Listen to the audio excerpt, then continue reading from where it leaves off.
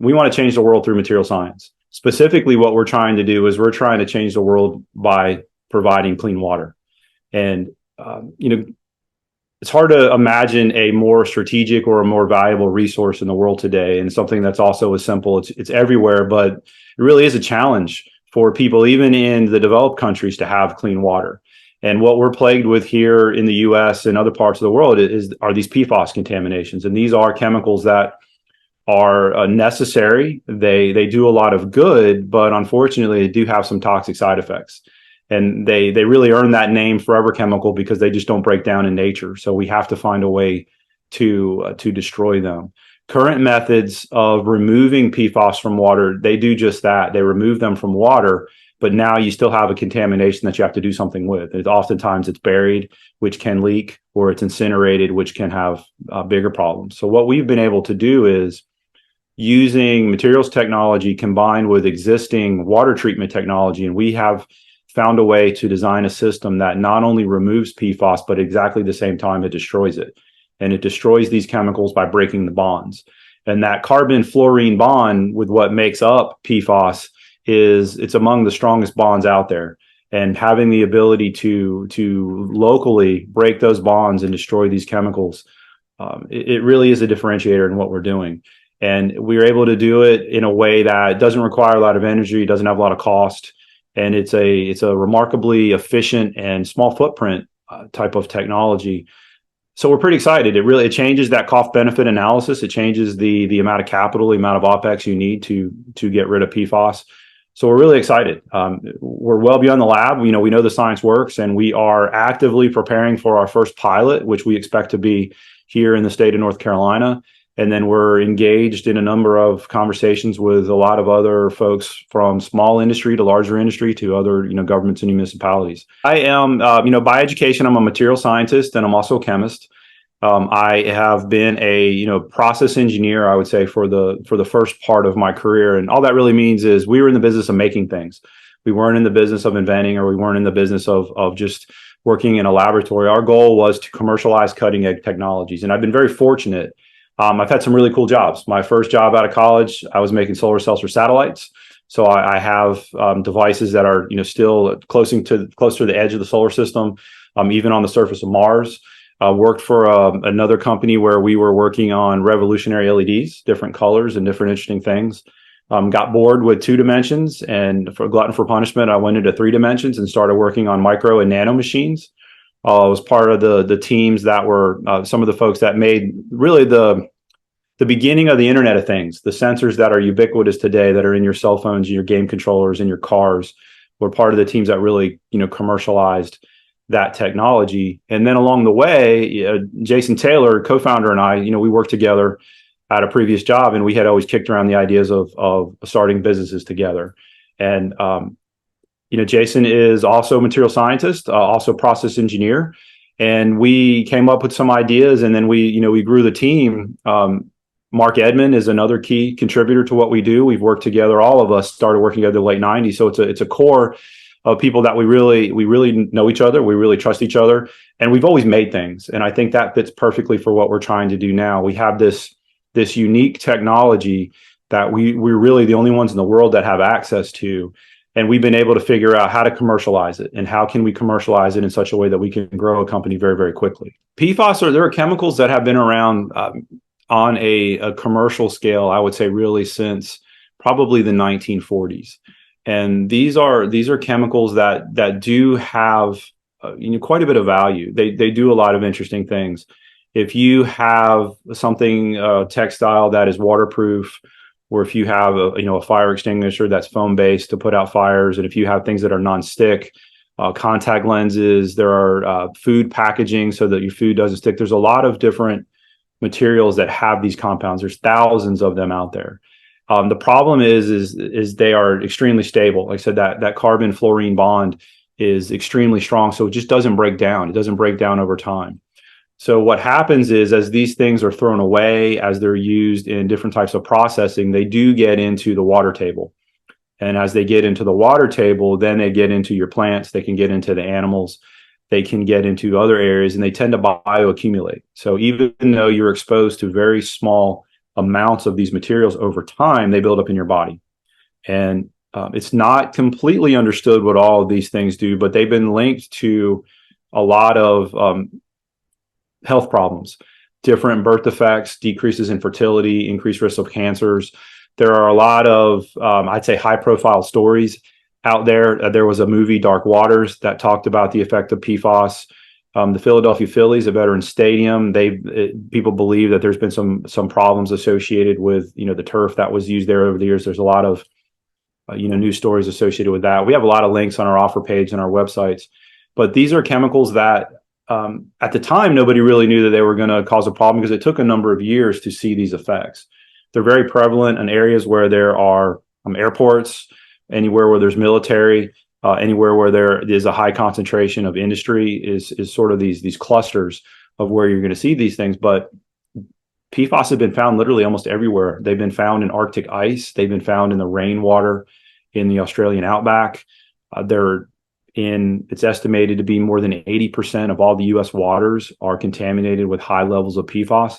So it's been a challenge. And earlier this year, the EPA announced pending regulation on only 4, maybe it's 5, might be 6. I can't remember the exact number, but there's 4 main ones that people are worried about. But they're beginning to regulate them in drinking water. And that's the first regulation. It's a few compounds out of thousands, so it's just a start. But people are beginning to come aware, corporations are becoming aware of what they're doing. So there is still a portion that are reacting to these pending regulations. But what we're seeing is the beginning of proactive behavior to try to go in and remove these things before they are forced to, because it's the right thing to do. The challenge is, again, until really recently, there hasn't been a good way on a very large scale to both capture and destroy them at the same time. And that's what we've been able to do. We've been able to find a very cost-effective, efficient way to do that. Our first prototype does not have UV in it. So what we see is so there's been a lot of, we've been asked this a lot, and we've had a lot of commercial customers and even some companies ask us if that's something we can do. So what our material does is it does 2 things. So the surface of our catalytic crystals attracts the PFAS. And it does that by a process called adsorption. So it's adsorption. So it essentially sticks to the surface. So by having a filter without the UV, we do have the opportunity to remove it from water. But what we have there is then we have the same problem that other potential solutions have as well. You have moved the contaminant from one place and put it into another. So to be able to do that on the consumer scale quickly, we could have a system that would not have UV light. And what that would require, that would likely be a subscription type filter where they would use it for a certain amount of time. They would send it back to Invicta Water, and we would handle the destruction in a larger system. And then we would replace that with something else. But we do envision an opportunity to design a filter in such a way that we could maybe have a base where it sits so that we can incorporate UV light in that filtration to do the destruction at the same time. Shorter answer is, yeah, you have to have UV to destroy it, but a filter to remove it could be something that we could get into the marketplace pretty quickly. And then as we progress, we could find a way to shrink down that UV energy to have it where it could fit in a pitcher or something that you drink out of. There's a wide-ranging estimate of how big the markets are. And the way we look at it is municipalities, which would be your government-run drinking water and wastewater plants. That is the industry where we're beginning to really start first. That could be, certainly greater than $100 billion a year. But if you took the average amount per gallon of water that's being spent at some facilities, and you extrapolated that across how many water facilities there are in the U.S., now you're talking closer to 5 or 6, maybe $700 billion that they're going to spend on that. Now, our solution is significantly less expensive. So even if all of those converted to Invicta Water, it wouldn't be that high, but that just shows you that there's a tremendous opportunity from the municipality point of view. And that would be the largest systems that we would possibly do. Those are millions of gallons of water per day. On the industrial scale, it's also pretty far north of 100 billion. And again, it depends on how you break things down, but we look at industrial in a few different ways. One, there are the large manufacturers, semiconductor plants, pharmaceutical plants, other manufacturing, all the way down to food and beverage, and even down to, say, microbreweries. So having that PFAS-free label on a bottle of water or an energy drink or a beer or a beverage or even food, if you talk about hydroponic farming, some other things, we believe there's a lot of value there. The consumer business, from what we see, the U.S. is probably the largest consumer of these personal filters, and that is estimated to be north of say $50 billion a year, and that's before you even go international in some of the larger communities or some of the larger population areas that just haven't gone to using those yet. And then you also have the remediation side of things, so the cleanup, right? And it's hard to estimate what that might be, because I think the value is well beyond the revenue that would bring in. But if you could imagine, if you could put something on the back of a truck that you could drive up to a spill or to a retention pond that has some challenges, and you could pull out the bad water and pump back in the good water, that's something that we would also be pretty focused on. So it's a large market with a bunch of different verticals. The beauty behind what we're doing is our catalytic crystals that we would use in that personal filter for the consumer is exactly the same that we would use at a water treatment plant in a municipality. And really all we need to do is scale the technology. So it is one material science that is using to do the purification across all of these different applications. Yeah, so boron nitride as a material, it has tremendous capabilities. It can do a lot more than just PFAS. And we are doing experiments for other organic molecules, over-the-counter pharmaceuticals that get dumped down the drink. Things like artificial sweeteners, nicotines, a lot of these things that are classified as emerging contaminants that we're not yet really studying or regulating. We've been getting to do work on some of those to get ahead of that. But I think what he's asking is, can we clean really polluted water? There are better ways. There are probably cheaper ways to do that. When you get water out of, say, that leaches out of a landfill, it's called leachate. And if you looked at a glass of that, it's going to look like coffee almost. It's a very muddy brown because it has a lot of different things in there. There are a lot of steps that you can do that you can do on a very large volume that can get rid of a lot of the vast majority of what would be the main pollutants. So if you think about this like an air filter, if you had a HEPA filter, there's usually a pre-filter that filters out the big stuff before the cleaner air goes through that HEPA filter. We're kind of like that HEPA filter. We would be close to the end.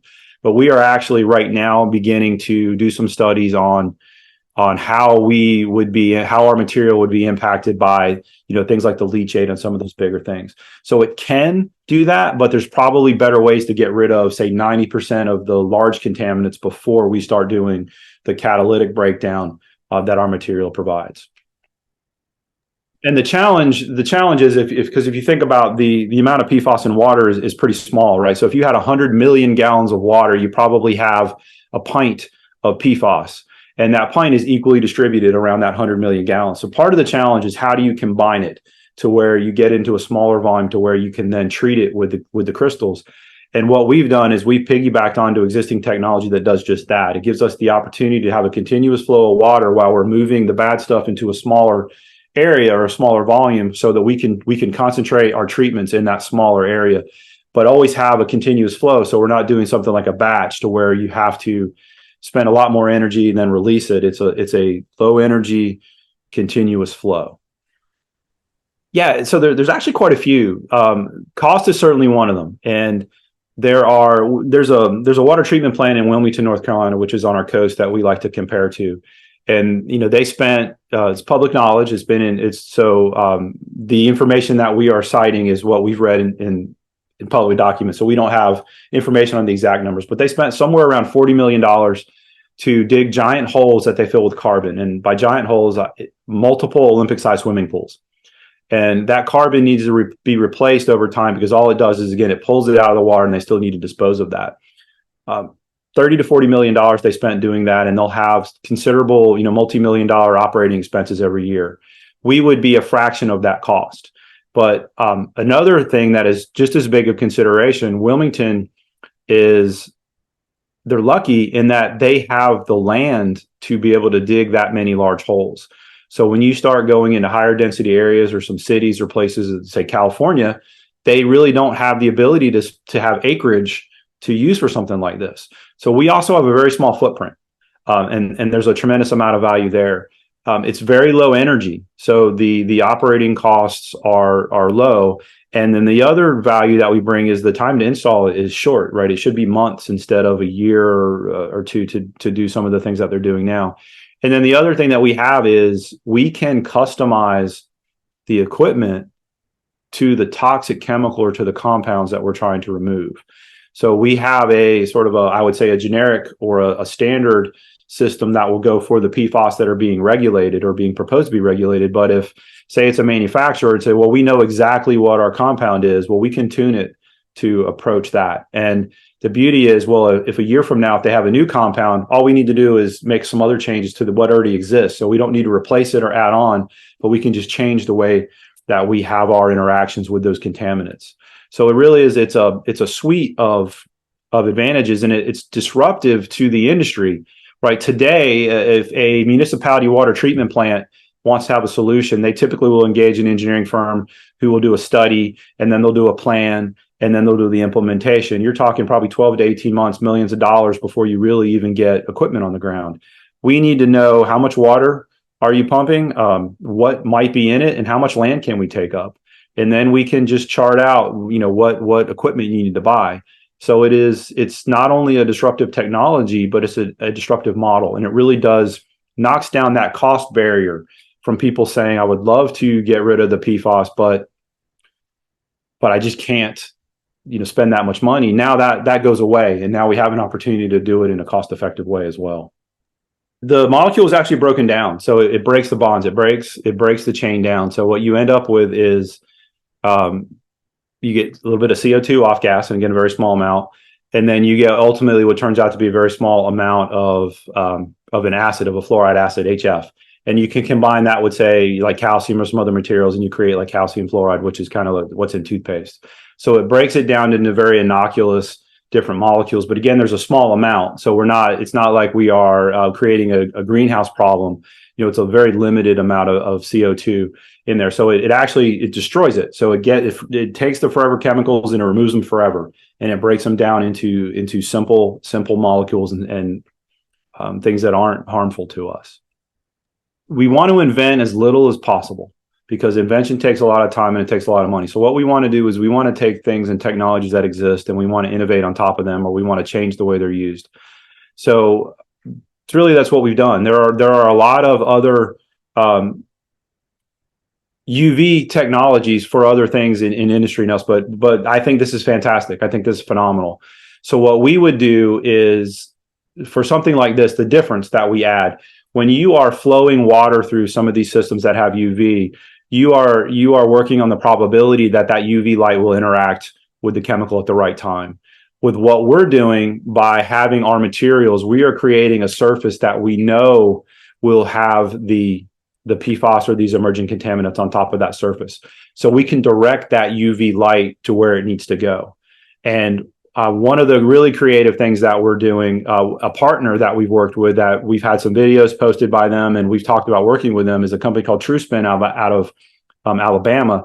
We are working with them to find a way to blend our material into a matrix, so something that looks almost like an air filter, like a furnace filter, so that now we know a surface that is completely coated with our material. So what that would do is that would give us that target. So now we know where to focus that UV energy. So we're not wasting energy just blasting it out everywhere, but we're targeting in a very specific location. And that gives us the opportunity to be more efficient, more effective, and to also to do it cheaper. So, obviously the material that we use is based on BN Nano's boron nitride nanotubes, or their nanobarbs, and Invicta Water does have exclusive rights to that material in water treatment. So from that perspective, there's a patent there. Now, if you, and there's a picture of this on our offer page, we have 3 stages to what we do. We have the stripping, we have the enrichment, and the destruction. And in the stripping is sort of the big, where we're getting as much of the bad stuff out as quickly as possible. The enriching, we're getting it kind of closer together. And in the destruction phases, when we're actually breaking those bonds.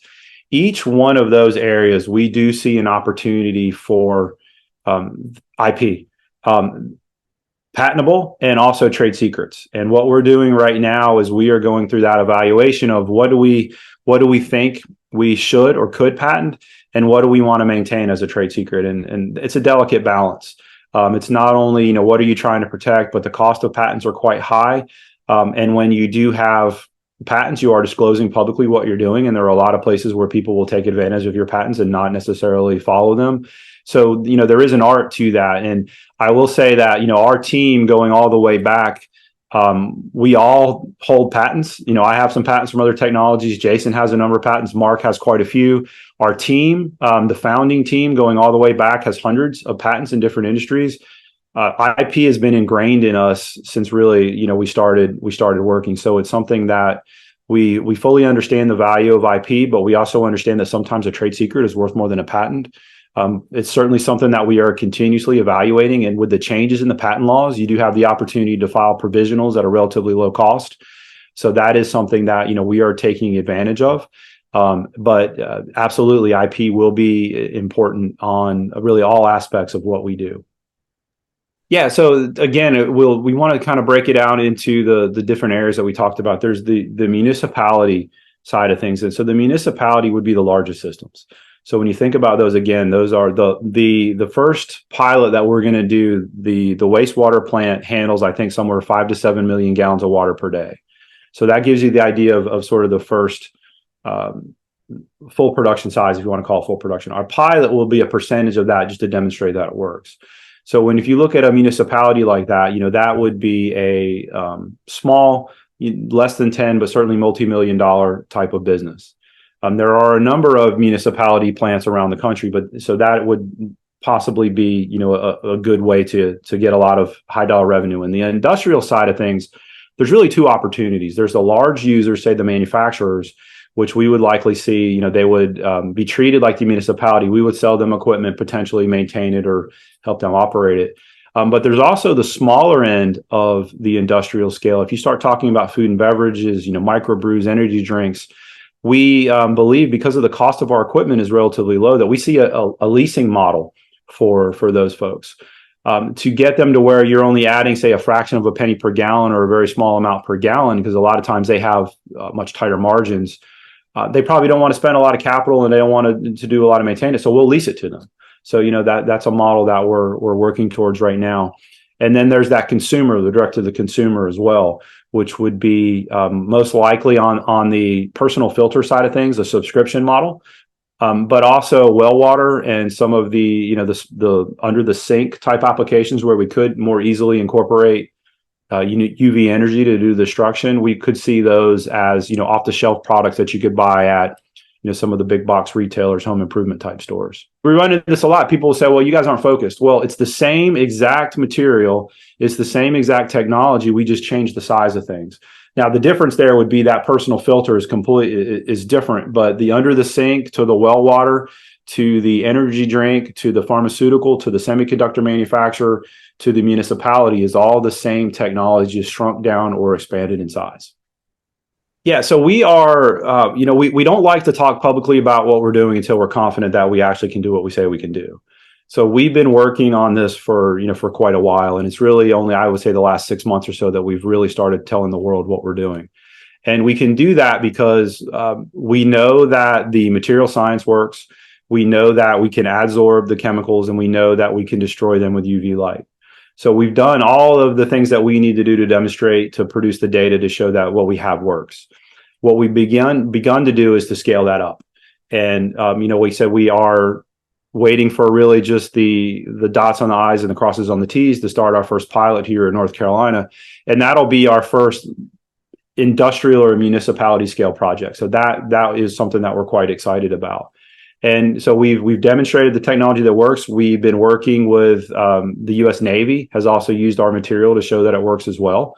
So we know that someone else has been able to do it. And then some local universities. We have a professor at a local university just down the street from us, Elon, which is they've been able to demonstrate in their laboratory that it works as well too. So it works. So now what we're doing is we are just going up that chain. So we have that first pilot. Again, we're just waiting to finalize the contracts. And then we have a number of proposals out for industry users. So we're quite excited about that. And then we are also, based on a lot of really a pull from the industry, we've really started working on that personal filter. We thought that we were months and months away. But with partly because of the work that we've done with the company that I mentioned previously, TrueSpin, we've been able to find a better form factor for our material to help develop something like that consumer filter quicker than we thought. So we're preparing for the first pilot. And then after that, there's a number of people that didn't want to be first, but would love to be second. So we're really excited to get that first one going. So the first major milestone will certainly be that first pilot. And while we expect that to be in a municipality, I would not be overly surprised if some of the industry folks that we're talking to leapfrog that and we get that going first. I am cautiously optimistic that we will have, be able to announce our first pilot, the details behind it, in the next few weeks. I'm also cautiously optimistic that we will have a system working by the end of the year. So it just depends on, how large that is or how quickly it is. I would like to say that we'll have some other improvements, new prototypes for the pitcher filter, if you want to call it that. I think that would be, important for us. But really what we're focused on right now is the business side of things, getting those first sales, getting those first pilots.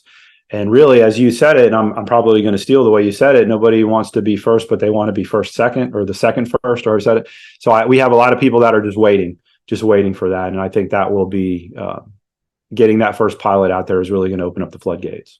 We're having conversations with folks, and they're trying to understand what the value of that PFAS-free label means to them. In some cases, it's a reactive decision. In some cases, it's proactive. They want to go ahead and be on the forefront of doing the right thing. So obviously, all the homework that we're doing and all the preparation that we're doing, until you actually have something installed and running, you don't know what you don't know yet. So we are trying to anticipate and trying to get an understanding of that. And a lot of that has to do with partnerships and relationships with people that, the OEMs of some equipment. So we're not trying to reinvent or to relearn things that people already know. We're just trying to make sure that we have the team ready to really solve any of those challenges. So that I think is probably easy to imagine. What scares me the most is managing the growth, right? I mean, I think we have, again, it's a disruptive technology. It's a disruptive business model. And there are ample opportunities to put this to use once we prove that it works. And just managing that growth and how do we do it, I think, is going to be the important thing. And again, the beauty behind what we're doing is with the folks that we know and the relationships that we've built, we have a lot of people that are ready to either join the team fractionally or, full time to really help us manage that growth and be successful. It's interesting, the technology, as exciting and as interesting and as difficult as the technology is perceived to be, it's the interpersonal dealing with people that's actually the challenges. And anyone that runs a business probably knows that, right? It doesn't matter how cool your stuff is or how great it is. You got to be able to sell it. You got to be it's got to work. You have to have that trust. You have to have that reputation. So what we're doing now is we're trying to grow that side of the business. What we're doing is we're using a technology that can do a gallon per minute all the way up to millions of gallons per day, or a gallon per day to millions of gallons per day. It's bigger pieces of equipment. So I don't ever want to understate the challenge going from the small scale to the large scale, because there's always things that you don't anticipate. But from what we understand, it should be relatively straightforward. Again, we're partnering with other folks in the industry with some of the OEM equipment that we're going to have built and use. And that's what they do every day. So where our technology comes in, it will be on the sort of, I would say, the leading edge before we discharge the water. That we understand quite well. So it's how does that interact with everything else? I believe it will be a challenge, but I believe it is something that we can absolutely overcome. And I don't expect to have a too large of a learning curve. Again, the pilot that we are working towards, I would say, is probably on the smaller end of a waste treatment plant. It's not in a huge city, so it's not millions and it's not tens of millions of gallons per day. It's probably on average 3 to 5 with a max of 7. So it's going to give us a good place to start that prototype. Essentially, everything we're doing is off the shelf equipment and off the shelf technology. So it shouldn't be. It's not like we're inventing it. I don't want to say it should be easy, but we're prepared for lots of different scenarios and contingencies. I do expect the wells and the under the sink is probably going to be a little bit more of a challenge because we're shrinking it down to such a small form factor. But I think we've got a good head start on what we're doing there. We've even have a few people that have volunteered to, put something at their home when we want to try things out. So I think the well is probably going to be faster than the under the sink. And then, as one of the questions, was pretty astute in noting that filter, since it doesn't have UV, it's completely different. So that we could make pretty quickly. But again, having something incorporated with UV light is going to take a little bit of time. The beauty is, if we figure out how to do 2 or 3 million gallons a day, there's a huge market that we can address right away. If it takes us a little bit longer to get to the 10 to the 15 to 20 million gallons per day, that still fits into the roadmap, but we don't have to do the biggest first, which gives us, flexibility to not only create products and grow the business, but it gives us time before we, have to do something like that. Before the net capital raise, it was wholly owned. So every single share of Invicta Water was owned and assigned to BN Nano. Now, since we started the net cap raise, obviously the shareholders now take a little bit away from that whole ownership. When we first started BN Nano, our vision was to have these other companies that are using the technology but could be self-sustaining on their own. And that was the model that we presented since Jason and I first thought of this on just a sheet of paper. And even with our founding angels, that was the model that it did. So yes, it was wholly owned. So if you are a shareholder of BN Nano, you are indirectly a shareholder of Invicta Water, and you will participate in the success of Invicta Water. Our goal is to reward our shareholders at every level. If you are a direct investor into Invicta Water, you are not necessarily a shareholder of BN Nano unless you have also invested in BN Nano. So it is two separate entities, but BN Nano does own the Invicta Water. And we thought that was important for a number of reasons. One, it's completely different. Being a materials company working on materials that will be turned into other things is different than actually building and installing and maintaining systems for water purification. So it's going to require a completely different skill set as we grow, sell, and maintain that business. But we also saw the opportunity to have an international marketplace with water, right? There is a U.S. document out of the White House, the global water strategy, and it states clean water for the world. BN Nano, because of how that IP works and everything else, there are certain places in the world that we don't sell to or participate with. But water, it's easy, right? It's every single person on the planet, and we fundamentally believe that. And it's important enough to where we wanted to make sure that we had an organization that could address all of these different things. So it is wholly owned. Again, our shareholders are always first in mind. I think we did some presentations as BN Nano on NetCap where we talked about we would have a wholly owned spin out for the water company. I believe it was probably this Fireside Chat for BN Nano all those years ago. And that's exactly what we did. Are we worried about it? It's something in the back of our minds, but what we believe is the way we've designed the system where it shouldn't happen, right? So when we talk about it, we have the stripping, the enrichment, and the destruction. Our crystals will be physically present in the destruction. And I expect we'll have a more detailed explanation of how things work, a video that we'll put out here shortly to maybe address this a little bit better. But the way that it works, again, the crystals will be in that last piece. And you can put physical filters, very simple physical filters in line, like a HEPA filter, that would potentially capture anything if it did escape. But by the way that the technology works and by having these safeguards in place, we don't expect there to be any escapes.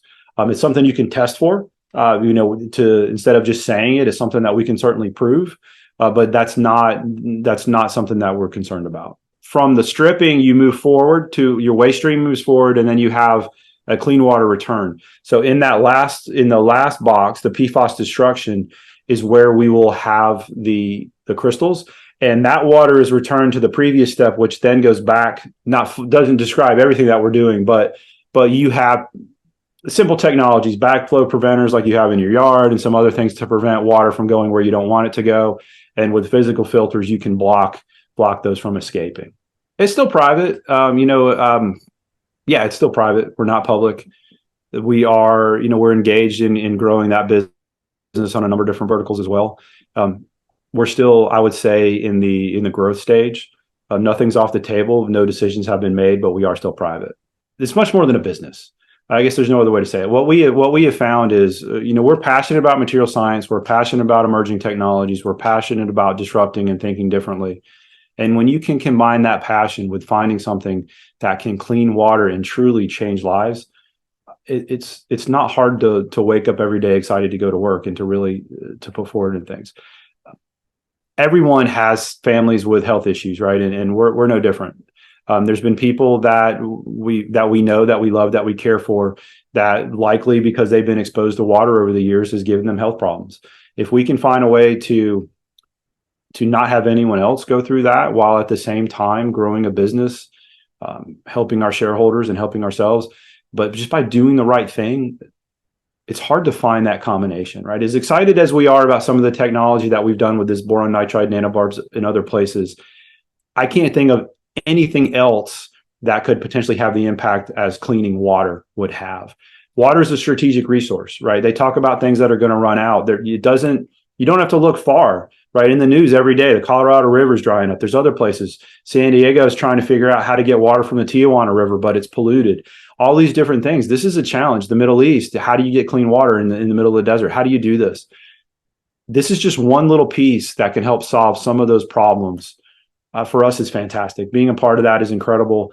Knowing that things that we have been able to create, invent, patent can enable this, it's amazing. It makes, when you are having that conscious side of capitalism, to me, I think that's the perfect innovation, the perfect thing to do. We're doing the right thing and growing a business at the same time.